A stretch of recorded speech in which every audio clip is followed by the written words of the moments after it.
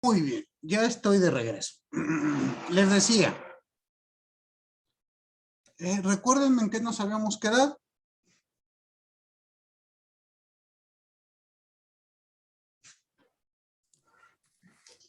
Terminamos de ver la forma de extinción de las obligaciones. Vimos ejemplos de la dación en pago, la revocación y lo último fue La transacción. La la nulidad y la transacción. transacción. Nulidad y transacción. Muy bien. Bueno. Ahora toca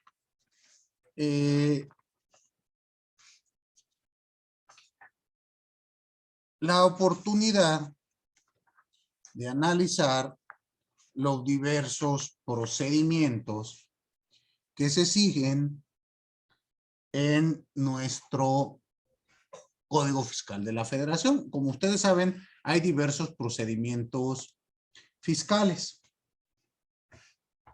¿Tuvieron oportunidad de ir actualizando los cuadros que les pedí con relación a las instancias procedimentales? Vamos a entrar a ellas. ¿No lo han hecho? Sí, Usted sí lo hizo, Julio. no avancé. Tampoco todo, maestro, también usted.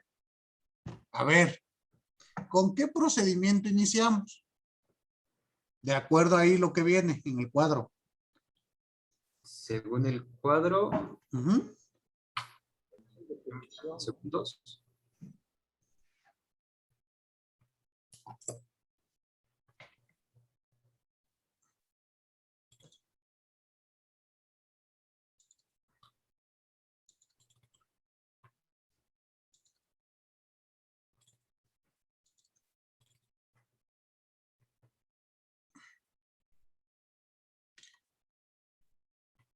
A ver, dejen abro el mío porque los demás que...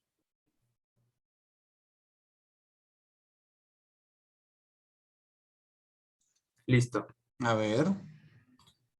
El primero es consulta en materia fiscal. La consulta. Bueno, vamos a hablar de estos tipos de instancias.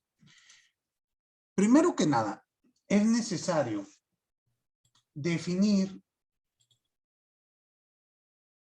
qué se entiende por instancia. Y aquí es necesario hacer una precisión terminológica. Ya veremos más adelante. Por ejemplo, la consulta. La consulta, el propio legislador indica que no constituye instancia, pero vamos a hablar de ello, ¿no? Para que ustedes vayan quedando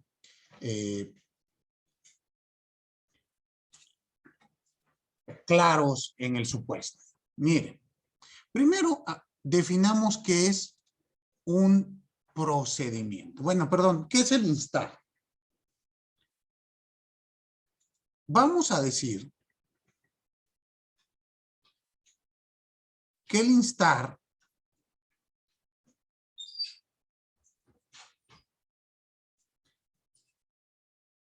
lo constituye. Bueno, el instar es un derecho fundamental.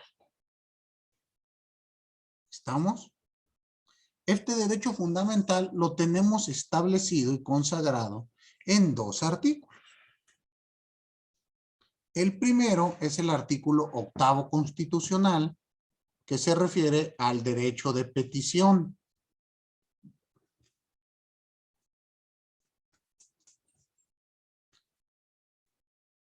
¿Sí ubican ustedes en qué consiste el derecho de petición? Conforme al 8º, ¿en qué consiste, Ixel? Es que toda la petición que haga un gobernado por escrito debe de recaerle una respuesta por parte de la autoridad, igualmente por escrito de manera fundada y motivada. En un tiempo que ellos dicen breve. En un tiempo breve, dice la Constitución. Bueno, y a su vez, el artículo 17 constitucional, cuando garantiza el acceso a la tutela jurisdiccional efectiva. Ahí, por favor, abran su Constitución y vamos a remitirnos al artículo 17, si son tan amables.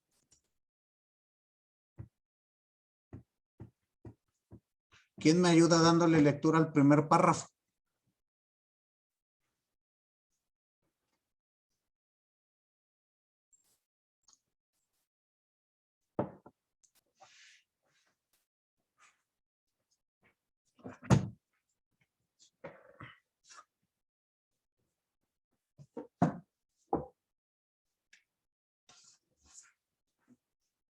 ¿Sí lo encuentran? Sí, profe. Yo. A ver si es tan amable. Artículo 17. Cuando se perciba el ingreso en bienes o servicios, se considerará el valor de estos en moneda nacional. No, Perdón. 17 No. constitucional.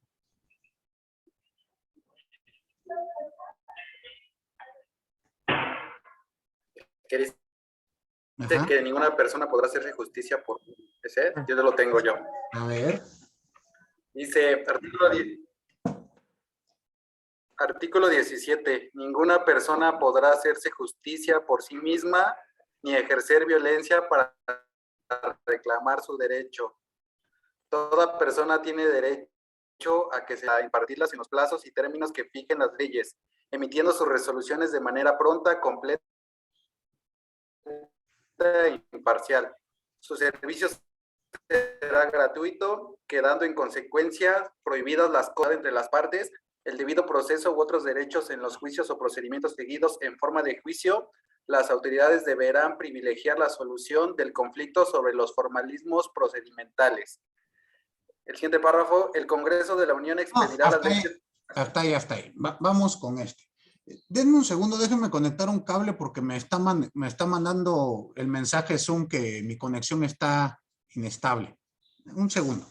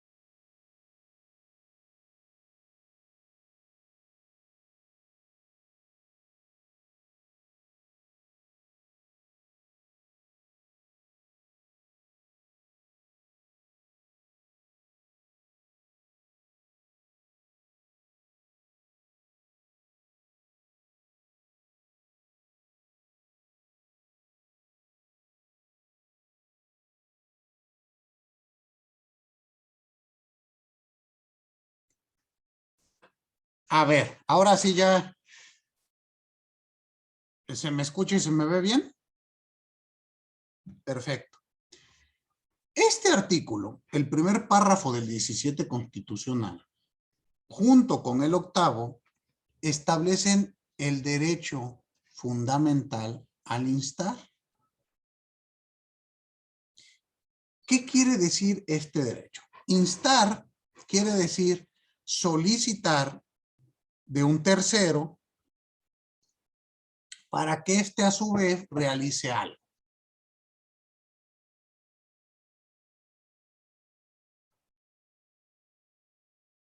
Pero esta solicitud no la realiza cualquiera, la tiene que, ya entrando al plano jurídico, la tiene que realizar el sujeto facultado.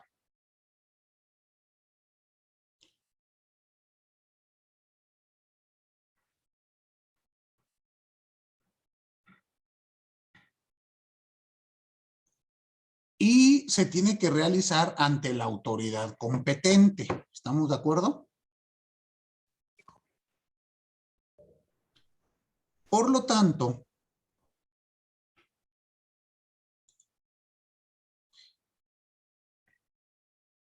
hay que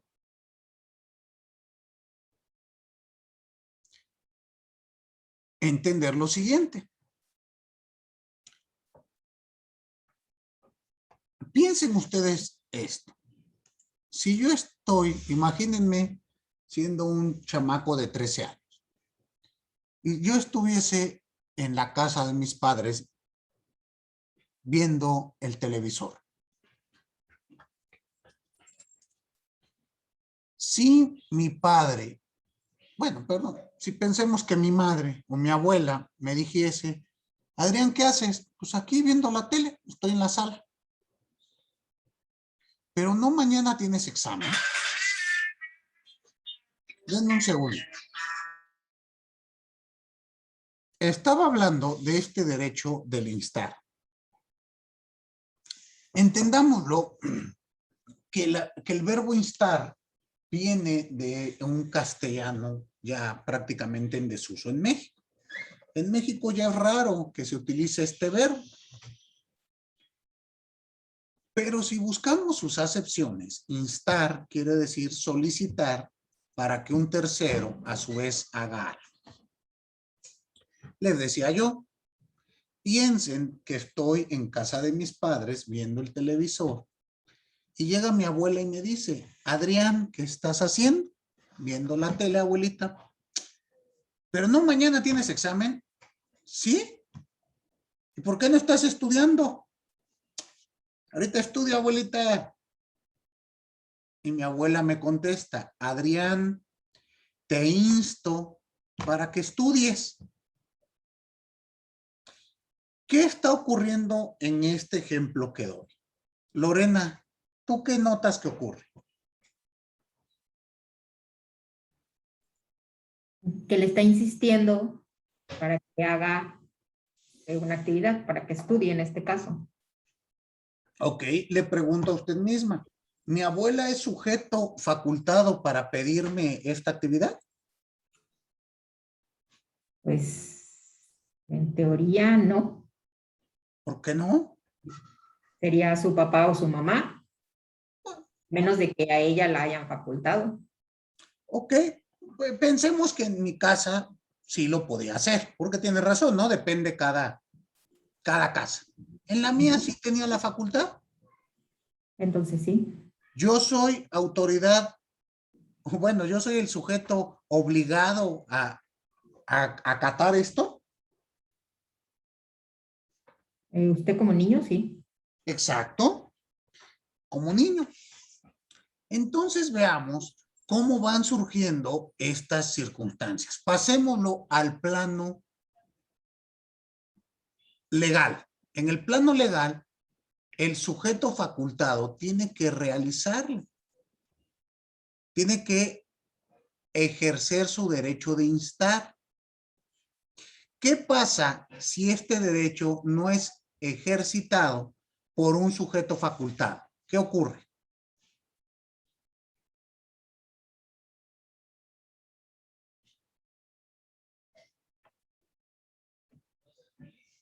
Jurídicamente hablando, ¿qué ocurriría?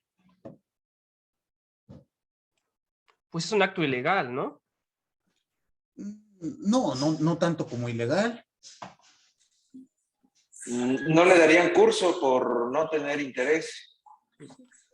Por no estar legitimado, no por no tener interés. Dime, Eligio. ¿Qué tal? Buenas tardes. Bueno, carecería de legitimidad, ¿no? Porque no tendría, digamos, ese carácter, esa persona. Exacto. A ver, pensemos el ejemplo que les estaba dando. Si yo estoy sentado en mi sala viendo la televisión y por la ventana que da a la calle se asoma mi vecino o mi vecina y me dice, Adrián, ¿qué estás haciendo? Viendo la tele. Apaga esa tele y ponte a estudiar. Pregunto, ¿mi vecino será sujeto legitimado para pedirme este instar? ¿Por qué no?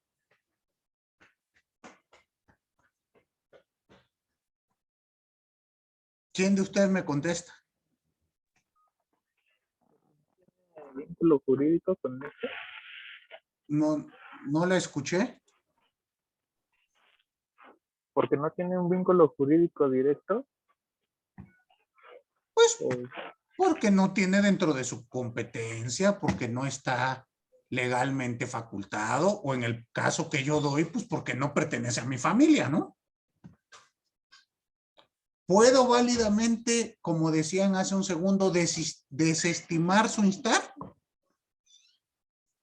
Es decir, ¿me puedo voltear y decirle a mi vecino o mi vecina, pues a usted qué le importa? Sí. Lo mismo ocurre con la autoridad. El instar lo tiene que realizar el sujeto legitimado y tiene que realizarse ante la autoridad competente. Ejemplo, si mi abuela le dice a mi hermano, oye, Juan, ponte a estudiar porque Adrián tiene examen mañana, ¿se podrá? ¿Qué piensan? No. No. ¿Por qué no?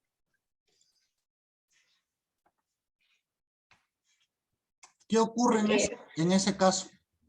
Porque el hermano no tiene la obligación. No, independientemente de la obligación, si él estudia, ¿qué? ¿Servirá de algo? ¿Quién va a presentar el examen, él o yo? Usted. Entonces lo mismo ocurre con las autoridades. A veces la autoridad sí tiene obligación, pero lo que no tiene es competencia.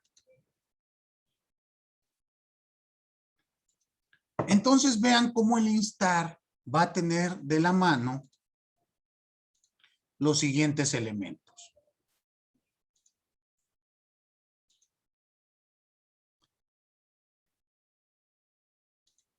Tener siempre que realizarse por un sujeto legitimado ante una autoridad competente. Pero ¿cuál es la finalidad? Este derecho de instar, ya vimos, tiene como finalidad evitar la justicia por propia mano. Y para ello, el Estado nos tiene que proporcionar instrumentos que nos permitan evitar esa circunstancia. ¿Cuáles son esos instrumentos? Pues los procedimientos. Entonces, se puede decir que el instar es el derecho que tengo, pero es un derecho ¿para qué? Para que se abra un procedimiento.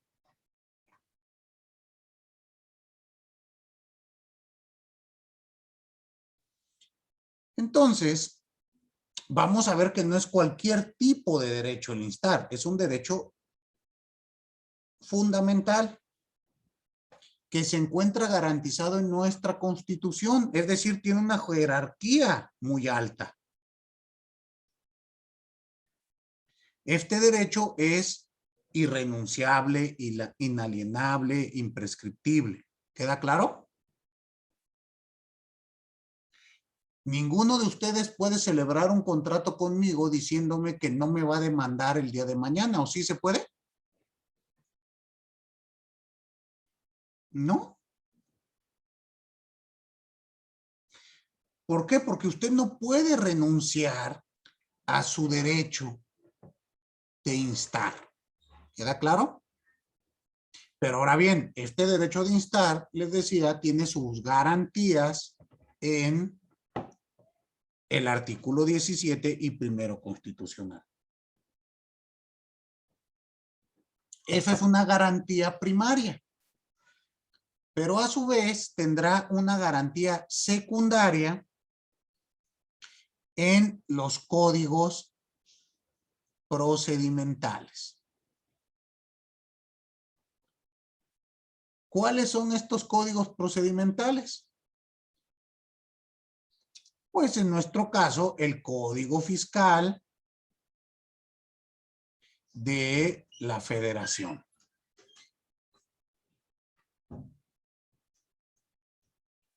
Nuestro código fiscal contiene normas procedimentales, como ustedes saben, y normas que regulan la relación contributiva. ¿Sí queda claro? Ahora bien, ya entendiendo la taxonomía del derecho de instar, es necesario analizarlo más detenidamente. ¿Qué ocurre con este derecho de instar? El derecho de instar da origen a que se abra un procedimiento. Es decir, ¿cuál es el objeto del derecho de instar? Que se abra un procedimiento. ¿Queda claro? Y por lo tanto, es necesario definir qué entendemos por procedimiento. ¿Y recuerdan ustedes las definiciones de procedimiento que les dieron? ¿O no se acuerdan? ¿Cuál recuerdas, Iván, que te hayan dicho?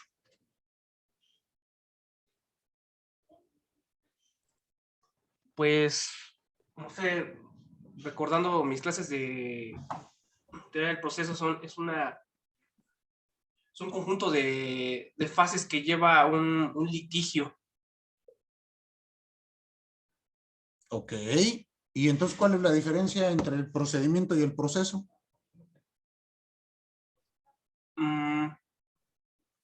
El proceso, no sé si tiene que ver más ante una autoridad jurisdiccional, el procedimiento a una autoridad administrativa.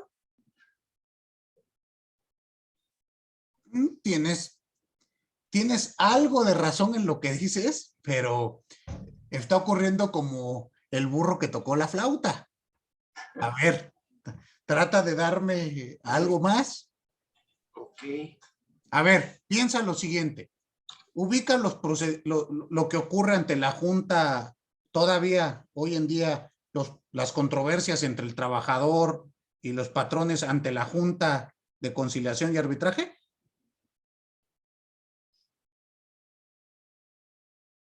¿Sí medio ubicas o no?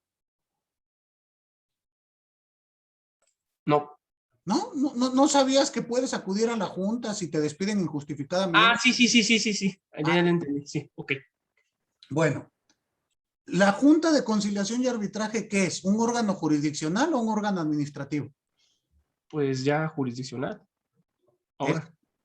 Bueno, la Junta no puede ser jurisdiccional.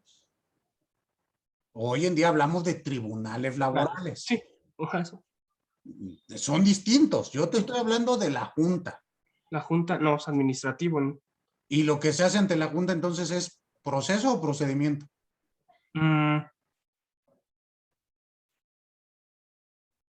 Pues proceso. Pero si tú mismo me estás diciendo... Sí, claro. Y ya ven, y esto no, vamos, Claro. No es nada. No, porque hay que entender qué es un órgano jurisdiccional. Y a veces nos dicen, ¿o qué entiendes tú por órgano jurisdiccional, Iván? Un órgano jurisdiccional es un tribunal, un juzgado que nace del Poder Judicial por el cual permite resolver controversias entre particulares o entre particulares y el Estado. Ok. Y entonces, para ti, ¿las salas regionales son órganos jurisdiccionales? Salas regionales. Ajá, del Tribunal Federal de Justicia Administrativa. Pues sí. Pero no pertenecen al Poder Judicial. Tú me quieres volver loco. Pero son autónomos, ¿no? Pero a fin de cuentas tienen facultades para... El que está definiendo eres tú. Ok.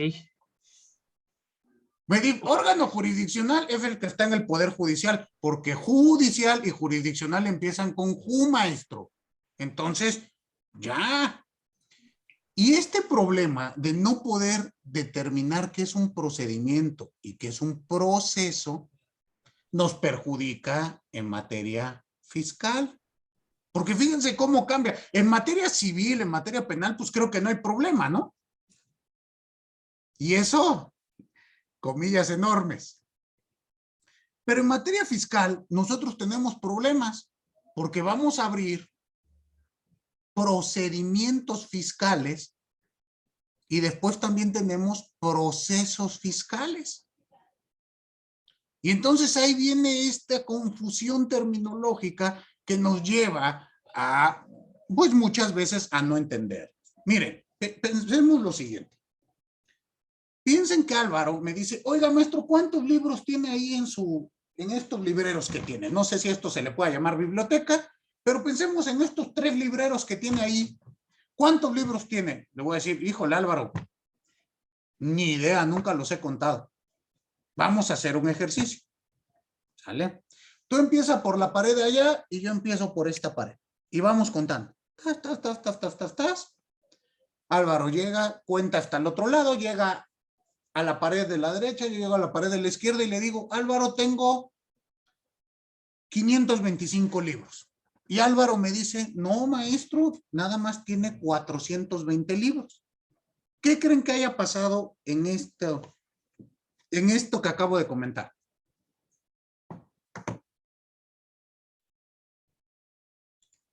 ¿Qué cree usted que haya pasado, Alejandra?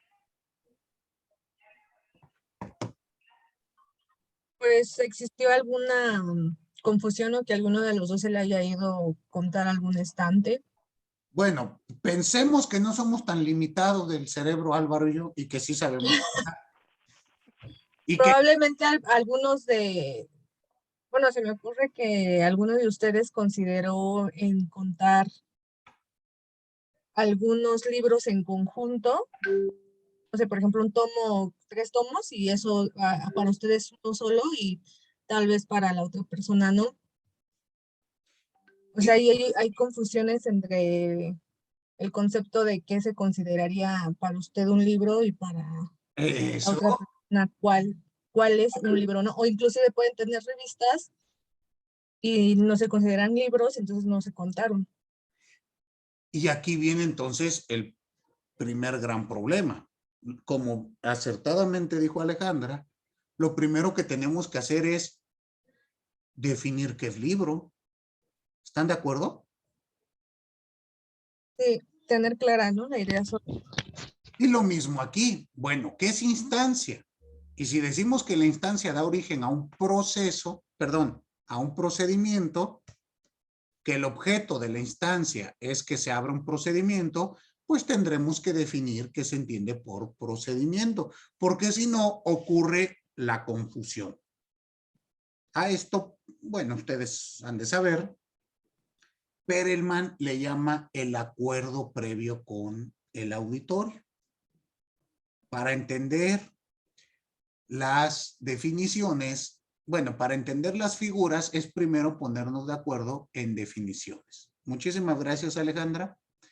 Y esto ocurre frecuentemente, por lo menos en el área que yo investigo, que es la procesal, la procedimental. Yo he notado que tenemos confusiones en esos términos: proceso, procedimiento, juicio, litigio, jurisdicción, competencia, instancia. ¿Y esto qué nos ocasiona? Pues que tengamos problemas. La definición que nos dio Iván, ¿me dijiste qué? Serie de pasos a seguir para llegar a un... ¿cómo? Proceso es el conjunto de fases que tiene un litigio para llegar a un fin. Algo así. Algo por el estilo, maestro. También usted no se ponga exigente. Pues, ¿cuándo vimos eso? Ya me dijo usted, en teoría del proceso, nunca lo he vuelto a utilizar, ¿o sí? No, sí. Y entonces, ¿usted es abogado postulante? Pues podrá decirse. Mándeme. Pues podría decirse. ¿Cómo que podría decirse? Pues ¿qué no sabe usted a qué se dedica o cómo? No, sí. Ah, ok.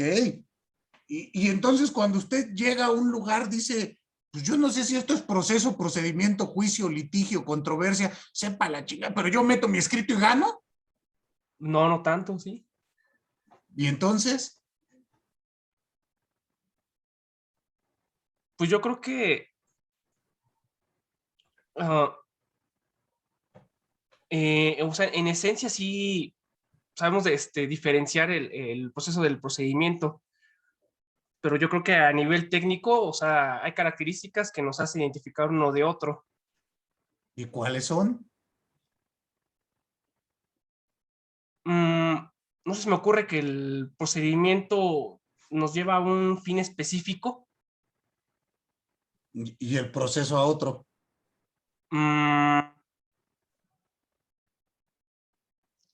Yo creo que el proceso es un todo y el procedimiento, incluso puede haber un procedimiento dentro del proceso. Ok, a ver.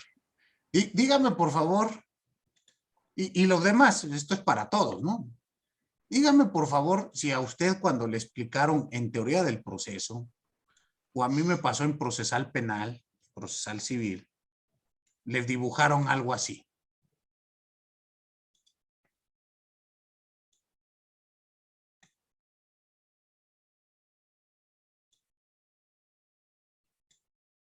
A los que son abogados, obviamente, ¿no? A los que no son abogados, pues.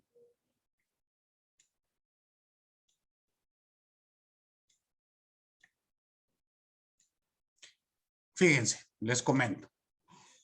Yo cuando cursé la materia, me tocó que el mismo semestre llevé procesal civil y procesal penal.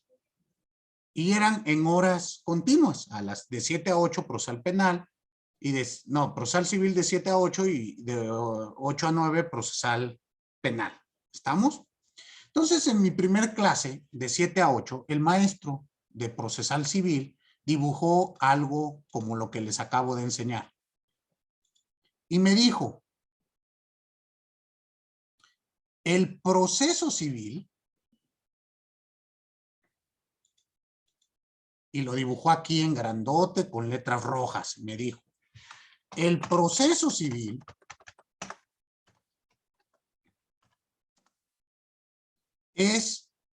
abarca desde que se presenta la demanda y concluye hasta que se dicta sentencia. Y este pedacito que tienen, que ven aquí ustedes entre línea, se llama procedimiento. Y así tenemos que hay procedimiento probatorio, procedimiento de desahogo de pruebas, etcétera, etcétera, etcétera. ¿Algo así te dijeron, Iván? Sí. Ok. Y a mí también, y me imagino que al resto de ustedes también, ¿no? ¿O no? ¿También a usted, señorita Alejandra? ¿Y a usted, Itzel? Sí, más o menos lo recuerdo. Bueno, no tal cual así la gráfica, pero sí nos dijeron que el proceso era el todo y el procedimiento era parte del proceso. Eran los pasos para concluir ese proceso. Ok. O los métodos también. Muy bien. Y fíjense qué me pasó a mí. Yo ya había tomado mi apunte, lo anoté, hice mi dibujo bonito, hasta con colores, todo igual. Y en la siguiente clase, en procedimiento penal, llega el maestro y nos dice, lo primero que hay que hacer es definir el proceso y diferenciarlo del procedimiento. Y por lo tanto, se los voy a poner en un gráfico para que lo entiendan. ¿Sale? Yo dije, primera vez que voy a tener una respuesta correcta en clase, pues ya me lo había dicho mi maestro de las 7. Tendría que no haber puesto atención para no entender. ¿Concuerdan conmigo? ¿Pero qué ocurrió aquí? El maestro puso nuevamente este esquema, pero ahora me puso así, miren.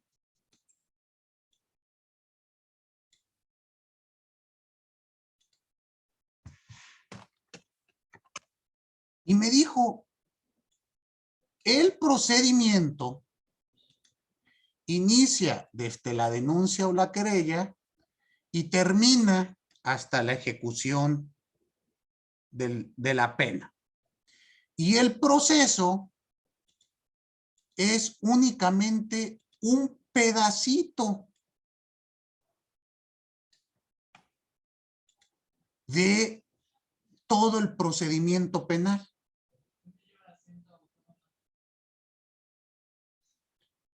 Entonces, obviamente, pues yo me quedé pues, confuso, ¿no creen?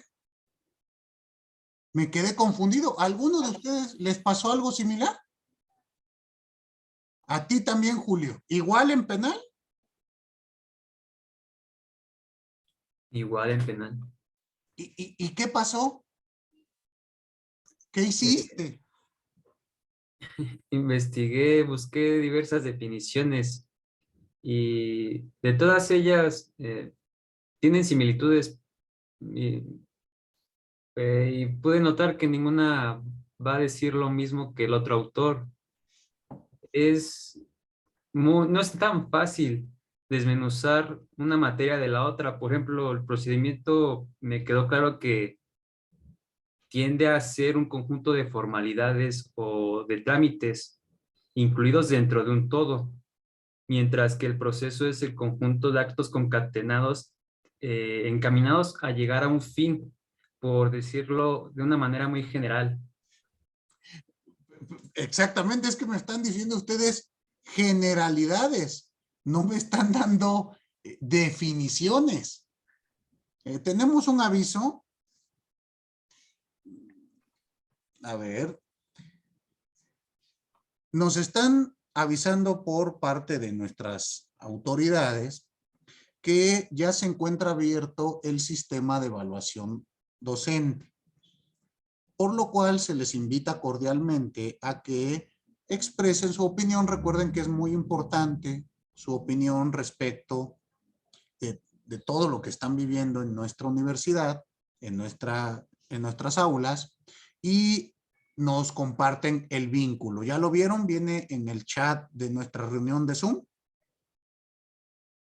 Por favor, tómense unos minutos para participar. Es muy importante su participación. ¿Quedó claro? Copien el vínculo después de la clase. En unos 5 o 10 minutos creo que pueden realizarlo. Bueno, sigamos con esto entonces del proceso y el procedimiento. Fíjese a mí qué me ocurrió. A mí me pasó algo distinto. Fíjense. Estaba el maestro haciendo su esquema. Y yo, pues, procesar los tomas cuarto, quinto semestre, pues todavía era estudiante de la facultad con ganas de participar y demás, y levanté mi mano. Y le dije al maestro de penal, oiga, maestro de penal, de procesal penal, disculpe, pero ¿qué no es al revés? ¿Qué no el proceso es el todo y el procedimiento es un pedacito del proceso? Y mi maestro de procedimental penal me volteó a ver, así como todos los maestros lo seguimos haciendo hoy en día, lleno de ternura, comprensión y amor por la educación. ¿Qué? ¿Por qué se ríen? Me volteó a ver y me dijo, ¡cállese! ¿Dónde escuchó eso? Pues en mi clase de procesal civil. ¿Y esto cómo se llama? Pues procesal penal. Entonces, ¡cállese! Yo no sé qué le habían dicho en procesal civil. Aquí esto es así y punto. Esto en Suiza, claro. No piensen que en una institución diversa. ¿Estamos de acuerdo? Nunca se daría en México algo así. Pero, pues yo me quedé con la duda. Y entonces me pasó lo que Julio, pues ¿qué hago? En procesal, en penal, el procedimiento es el todo. Y en civil, el procedimiento es un pedacito. En laboral, el procedimiento no sabemos qué es. En administrativo, hay procedimientos administrativos y hay procedimientos contenciosos administrativos. En fiscal, tenemos procedimientos administrativos y procedimientos y procesos fiscales. Entonces ya no saben, yo por lo menos me volví loco. Y me dio esquizofrenia jurídica. Tengo varias personalidades en mi cabeza. Esto me parece a mí que no es adecuado. ¿O ustedes qué opinan? ¿Qué no proceso deberá de ser proceso en todos lados y en todas las materias? ¿Y procedimiento será procedimiento en todas las materias? ¿O qué opinan? ¿Está bien así? ¿Qué les parece? Pues es que si se está hablando sobre el mismo tema y sobre la misma cosa, se podría definir de tal forma que fuera proceso, por ejemplo, para civil y proceso también para penal, digo, que se entienda lo mismo, pero en el entendido de que se está hablando del derecho, ¿no? Porque si tratamos de definir de la misma forma otras cosas, por ejemplo, la matemática, por ejemplo, que tengamos que decir, no, para la matemática igual, proceso y procedimiento va a ser lo mismo que para el civil y para las matemáticas, ¿no? Ahí está cambiando. Pero si estamos hablando de proceso para una materia que es civil y una materia que es penal, considero que debería ser lo mismo. Claro, bueno, obviamente que no podemos traslapar conceptos jurídicos a cuestiones que no son jurídicas. Ajá, sí, bueno, y partiendo de este punto, si estamos hablando que jurídicamente derecho procesal civil y derecho procesal penal están enfocados sobre la misma materia, podríamos encuadrarlos en el mismo concepto, ¿no?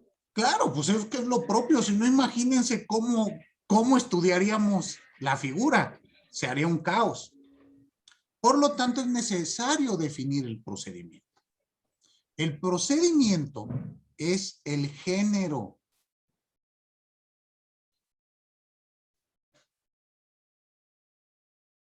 Y el proceso es una especie de procedimiento.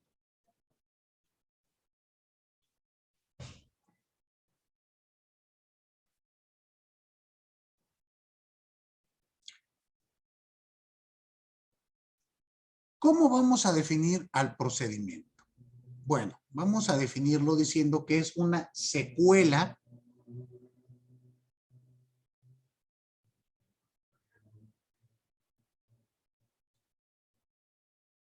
de actos procedimentales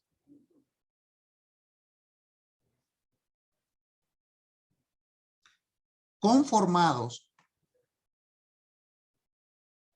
por normas dinámicas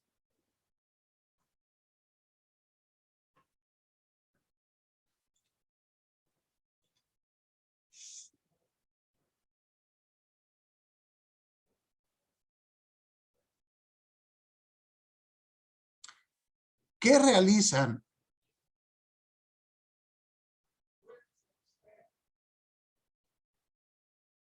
los sujetos legitimados y la autoridad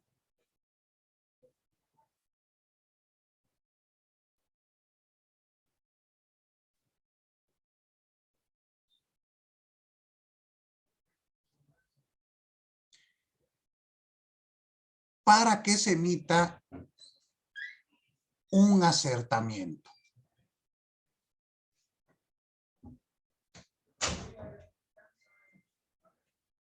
Entonces, vamos a analizar los elementos de esta definición. Lo primero que ustedes encuentran es que se habla de secuela. Ustedes previamente me habían dicho serie. entendamos por qué se utiliza el adjetivo secuela. ¿Alguno de ustedes ha tenido secuela de alguna enfermedad? ¿Y a qué se refieren cuando dicen que hay una secuela?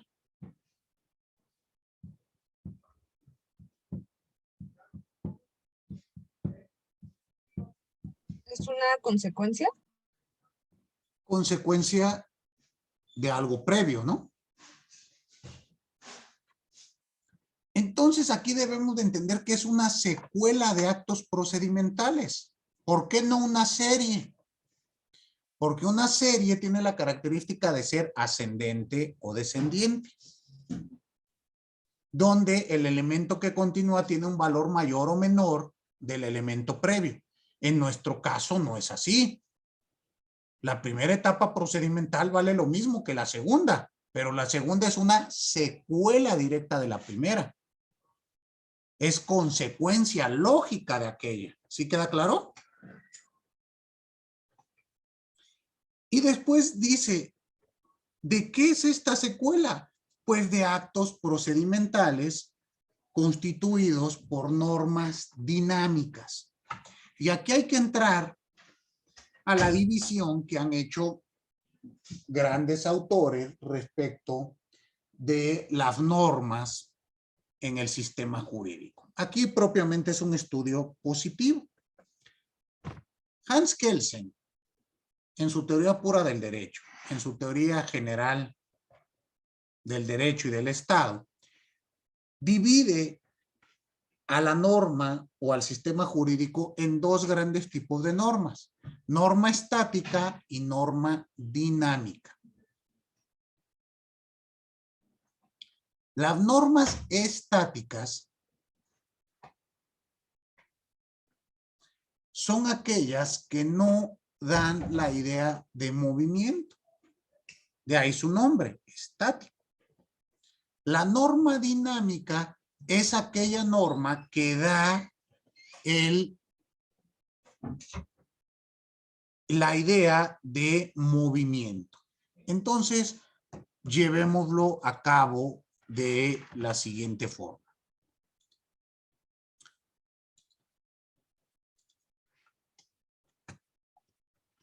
¿Cómo vamos a entender esta circunstancia?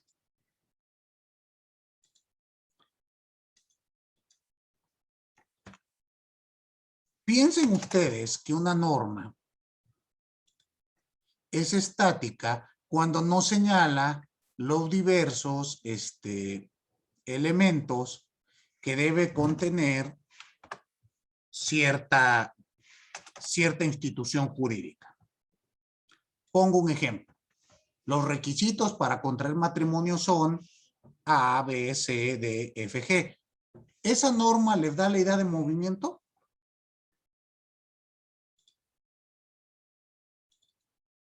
¿Qué opinan?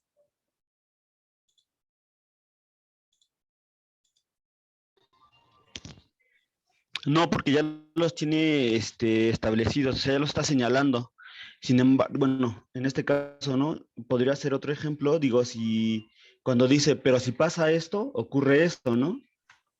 Ahí sería un ejemplo de norma dinámica, ¿no? A ver, deme un ejemplo de una norma que diga eso.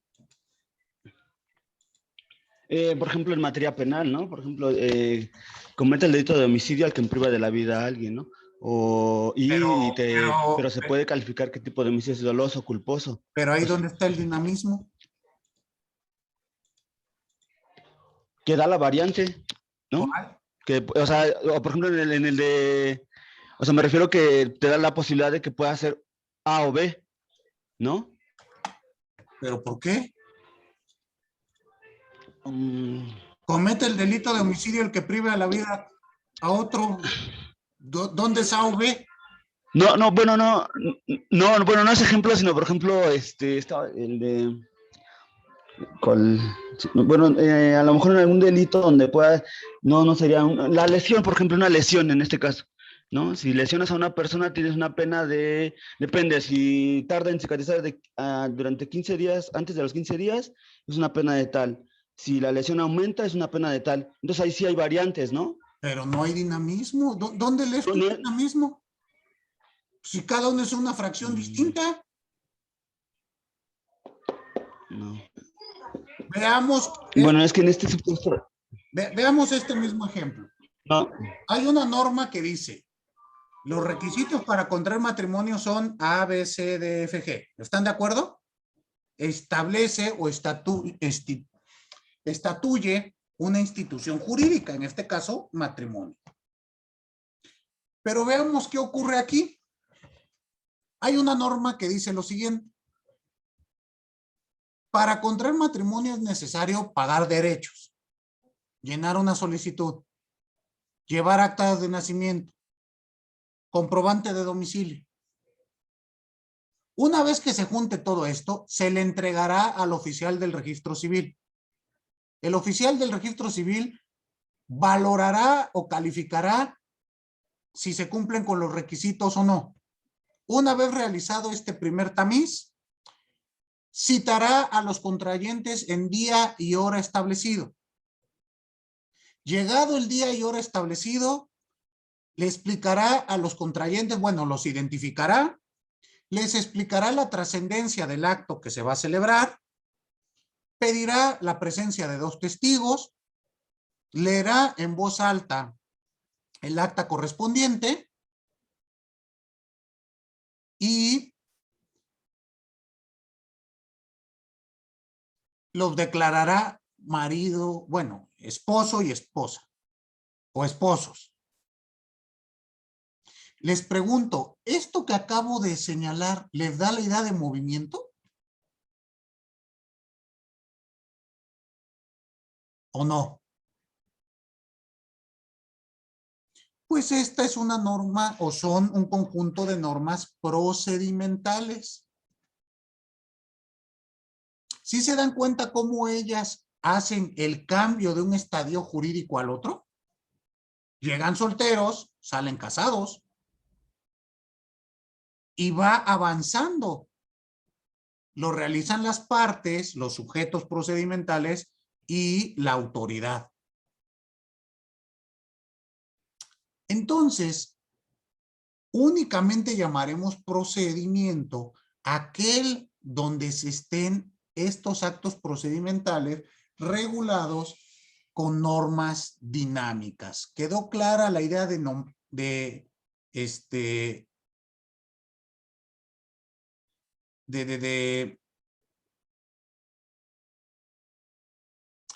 dinamismo?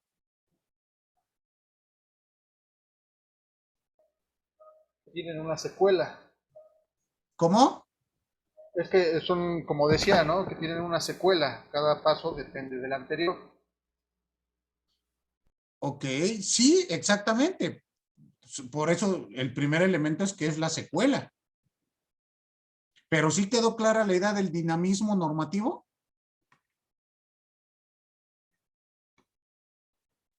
Otro ejemplo puede ser el procedimiento de llevar a cabo un desahogo de alguna prueba.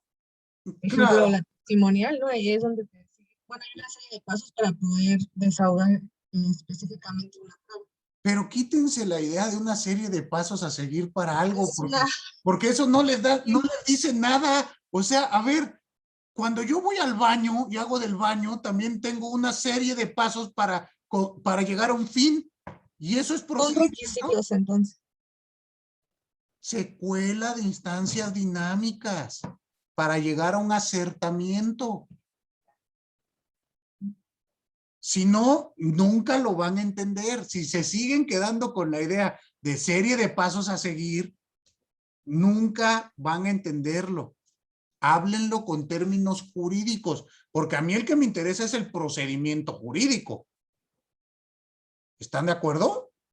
Porque yo sé que existen miles de procedimientos, pero a mí el que me interesa para el campo de lo fiscal es el procedimiento jurídico. El ejemplo que usted da me parece completamente adecuado. Pero... quitándole la serie de pasos.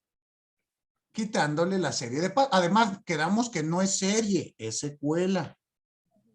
Yo sé que lo traen arraigado y arraigado, pero traten de quitárselo para que lo puedan entender. Si no, de nada sirve. Ahorita me desconecto y mañana que les pregunte, ¿qué es procedimiento? Serie de pasos a seguir para llegar a un fin, maestro. Y ya. No, no, no. ¿Sale? El procedimiento lo puede realizar cualquier autoridad.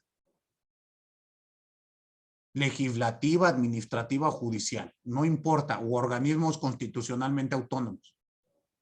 ¿Sale? Porque hace rato nos decían, es que el proceso tiene que ver con la jurisdicción y entonces son... No, no. Aquí procedimiento lo puede realizar cualquier autoridad. ¿Sale? Entonces, esto tiene como fin llegar al acertamiento. ¿Qué vamos a entender por acertamiento? De acuerdo con la teoría de Francesco Carneluti, nos dice que no es adecuado hablar, él esto lo escribió en 1945, hablar de sentencia como figura que resuelve un proceso. Porque nos dice que la palabra sentencia viene del antiguo latín sentimiento, sentiendo, y que consiste precisamente en lo que sentía el juzgador al momento de resolver. Dice, hoy en día no podemos válidamente hablar de eso. Una sentencia tiene fundamentación y motivación, interpretación de normas, interpretación de derechos, generar o crear situaciones jurídicas nuevas, etcétera, etcétera, etcétera.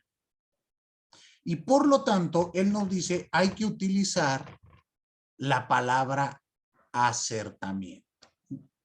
En el italiano, accertamiento, que viene del verbo acertare, en el español del verbo acertar. Acertar quiere decir dar la respuesta a un problema planteado.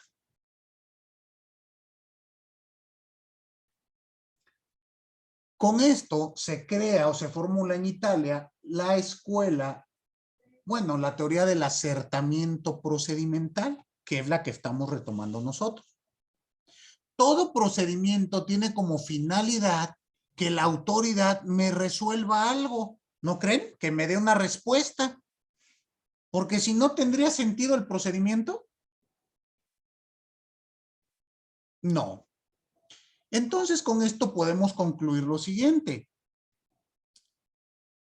La finalidad, perdón, el objeto del procedimiento es que se emita un acertamiento.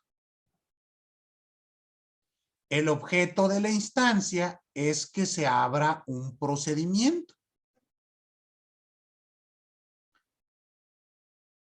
La instancia es un derecho fundamental. El procedimiento es una institución jurídica a la cual puedo acudir para que una autoridad me dé un acertamiento, una respuesta. Entonces, con esto, ¿ha quedado claro que son figuras completamente distintas una de otra? ¿Ya no las van a volver a confundir o sí? ¿Qué piensa usted, Itzel? ¿Sí las va a confundir o no? Esperemos que ya no. Bueno, ¿alguna duda hasta aquí?